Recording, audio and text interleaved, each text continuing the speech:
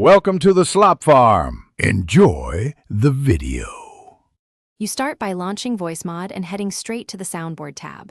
Once done, confirm Voicemod is set as your input and output device so audio routes correctly. Now add a new slot by clicking plus or import. This begins the action. You should name the slot and pick whether it's a one-shot or a loop. This choice affects playback behavior.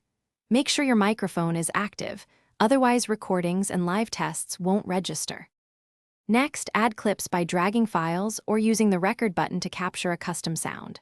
Once the clip is in place, choose playback mode, one shot for single plays, loop for repeats, or toggle for on/off control, because that controls how it behaves during live use. Then fine-tune volume, pitch, and fade so the sound sits well in a mix.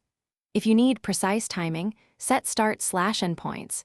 This saves you from awkward silences or abrupt cuts. Finally, assign hotkeys or connect a MIDI controller so you trigger sounds fast while streaming or in calls.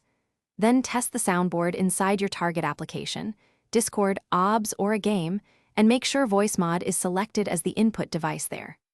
If things fail, restart the app and check Windows sound settings and microphone permissions.